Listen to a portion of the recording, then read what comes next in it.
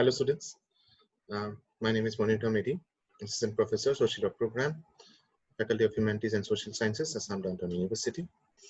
Well, today we would like to talk about urbanization and its socio-economic impact. Okay, we have already studied about various concepts of urban community and various concepts of urbanization in the world, urbanization in India. We have looked at the characteristics of cities, towns, exurbs and suburbs and metropolis, right?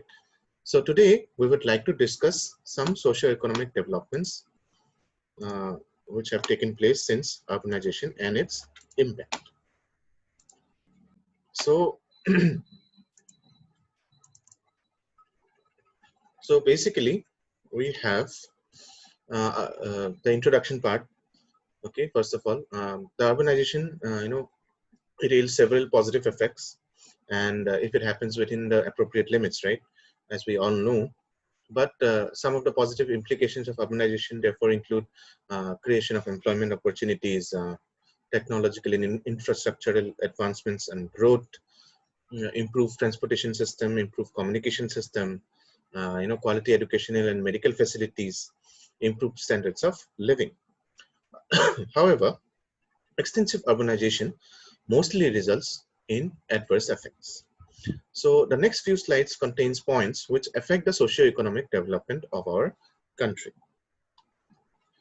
So the first one being housing problems. There are n number of problems, okay, and n number of adverse effects which negatively impact socio-economic development. Okay, so urbanization attracts people to cities and towns, which lead to a very high population, right? And with the increase in number of people living in urban centers, there is continued scarcity of houses.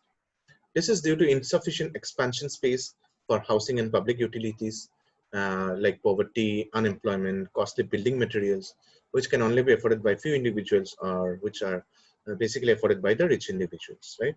So there are a lot of housing problems, according to so many statistical datas, around mostly 50% of the urban population have housing problems, some kind of housing problems. Okay, maybe they have got a good house, but there's some lack of infrastructure, or there is some lack of resources, right? Water problems or sanitation, hygiene problems. So many of the problems occurs, and everyone faces the same problem. Most of the people suffers from poverty, and many of them suffers from joblessness and unemployment. And due to this coronavirus pandemic, most of the people are losing their jobs actually.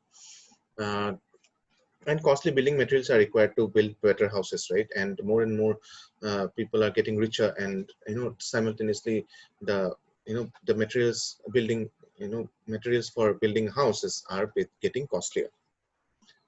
The next one is overcrowding.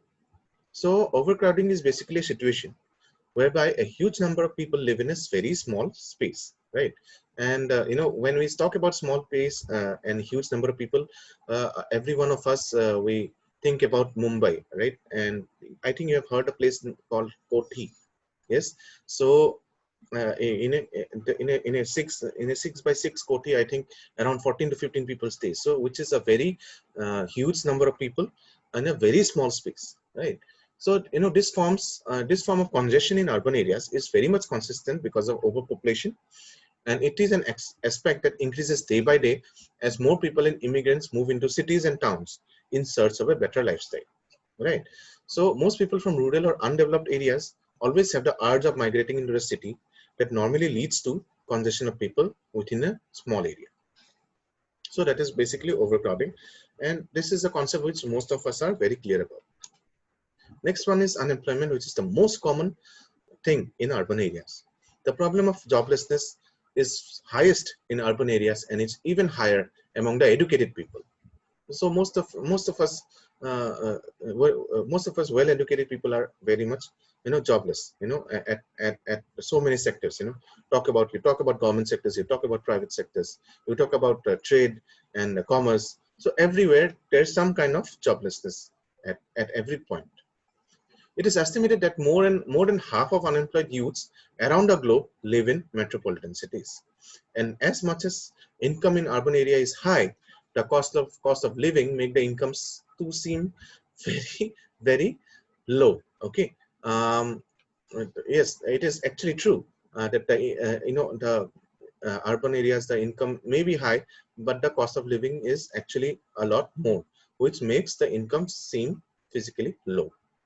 The increasing relocation of people from rural or developing areas to urban areas is the leading cause of urban employment. So more and more people come to urbanized cities or come to metropolis. The more problem urban unemployment is there.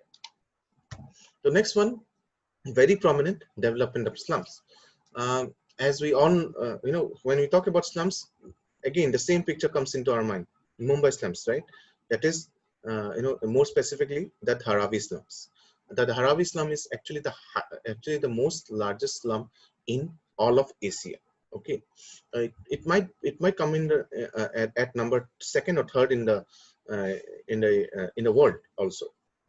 The cost of living in urban areas is actually very high, and when this is combined with random and unexpected growth as well as unemployment, there is spread of unlawful resident settlements represented by slums and squatters. So, you can see lots of people living in slums. There are people living in roadsides. Yes, small chopras in the roadsides, right? So we can see the growth of the slums and squatters in urban areas is even further exacerbated by fast-paced industrialization, lack of developed land for housing, large influx of rural immigrants to the cities in search for better life, and the elevated prices of land beyond the reach of the urban poor, which is very much true. And the housing facilities, as we have already seen, the most prominent factor for development of slums is the inadequate housing facilities. Right, the government has not able to provide so much housing facilities for all, and due to which the development of slums have taken place, and it is growing at a very high rate, day by day. Next is the water and sanitation problems, which is very much a negative impact towards socio-economic development of urban areas. That is because of overpopulation and rapid population increase in most urban centers. It is very common to find that there are inadequate sewage facilities. So there are a lot of water problems. Not much boring facilities are available in urban areas. Municipality is also not able to provide so many water resources. Municipalities and local governments are faced with serious resource crisis in the management of sewage facilities. Right. So as a result, sanitation becomes poor, and sewages flow chaotically, and they are drained into neighboring streams, rivers, lakes, or seas. So that is very much true. And eventually, communicable diseases such as typhoid, dysentery, plague, and diarrhea spread very fast, and especially in the slum areas, and it leads to suffering and deaths. Right. See, as you can also see, the coronavirus pandemic, right? It is a great example. How much can you see coronavirus in rural areas? Very less, right? It is more seen in the cities, or it is more highlighted rather in the cities and metropolis, right? You count Delhi, you count Mumbai, you count Kolkata, you count Guwahati. So there are lots and lots of coronavirus problems. So yes, the diseases will be spreading due to so many inadequate problems, right?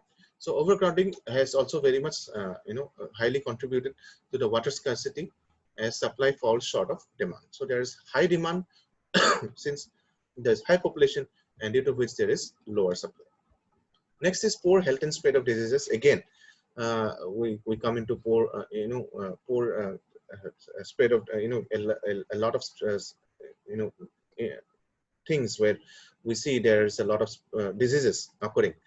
The social, economic, and living conditions in congested urban areas affects access and utilization of public healthcare services. Slum areas in particular experience poor sanitation and insufficient water supply, which generally makes slum populations susceptible to communicable diseases, and even at some point non-communicable diseases as well. The environmental problems such as urban pollution also may cause many health problems, namely allergies, asthma, infertility, food poisoning, cancer, AIDS, even premature death. Right. So there is, a very inadequate health sector in the urban areas can be seen. Even though it is more than rural areas, but still it is poorer compared to much larger metropolis in the Western countries. And there is a very rampant spread of diseases in the urban areas, as we have already taken the example of coronavirus, right? It's actually a communicable disease, and it has spread so fast in so few months, and that it has become a major problem now. And about allergies, asthma, we can also talk about the smog problem in Delhi, which is very common during the month of November and December, which is why so many people are actually suffering from asthma and allergies. Then we come into traffic congestion, which is one of the most seen problem of all. Right, when more people move to towns and cities, one of the major challenges forces in the transport system. Definitely, more people means increased number of vehicles, which leads to traffic congestion and vehicular pollution. See, the thing is, the people in urban areas are getting money. They are getting paid. They are getting loans from banks, right? And that is why they are buying vehicles. Obviously, they need to, somehow manage their nuclear family with cars, and which is why the traffic congestion is much more, and the vehicular pollution has grown in the urban areas. Okay, and the irony is the roads are still the same. Yes, uh, many people in urban areas drive to work, and this creates a severe traffic problem, right? So especially during the rush hours, that is during 9 o'clock, or in the evening 5 o'clock, right? Also, as the cities grow in dimension, people will move to shop and access other social needs or wants, which often cause traffic congestion and blockage. So as you can see, Fancy Bazaar in Guwahati, right? It becomes such a congested area when there are lots of people in it buying stuff, and cars and bikes parked irresponsibly, right? So which leads to traffic congestion and blockage. Then we come to urban crime, which is also very much seen in urban areas. The issues of lack of resources, overcrowding, unemployment, poverty, and lack of social services and education habitually leads to many social problems, including violence, drug abuse, and crime rates. So urban crime has basically rose during the coronavirus pandemic also, because most of the people have become unemployed, and has severe financial crisis, and they have mostly indulged into crimes such as murder, rape, kidnapping, riots, assault, theft, robbery, etc., hijacking, etc. Okay, so these are very prominent in urban vicinities. Besides, poverty related crimes are the highest in fast growing urban areas, and these acts of urban crime normally upset the peace and tranquility of the cities or towns. So basically it is a negative socio-economic development in cities or urban areas. So while we come to the conclusion, we generally see a lot of problems, right? A lot of issues which needs to be resolved by the government, basically to become more positively socio-economic developed. So all the situations we face globally in terms of urban and spatial extent of the phenomena of urbanization need an urgent adoption of measures and methods to minimize the adverse effects and to strengthen their benefits. So one of the solutions is the orientation of green cities, which the government has already started green cities and smart cities program, right? They are subjected to principles of sustainable development and the establishment of urban spaces adapted to environmental principles, which will cause lesser pollution and and it will be a more sustainable kind of a development. Also, it should be taken into consideration that the development of new opportunities in rural areas, in order to prevent the realization of scenarios regarding the spatial migration trend to rural to urban areas in the following years, should be made possible, right? So if the government can give more opportunities in the rural areas, there is no need to basically migrate in the cities and cause so much of problems. Yes.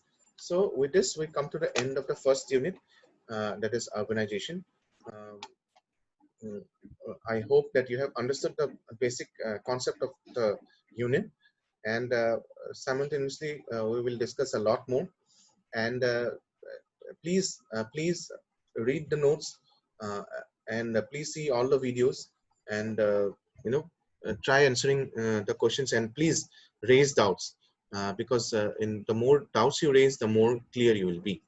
um, so let's hope that this this the lesson has helped you, and uh, the questions will be asked regarding this chapter, and I hope that you will answer it properly in our upcoming classes. So thank you for listening. See you.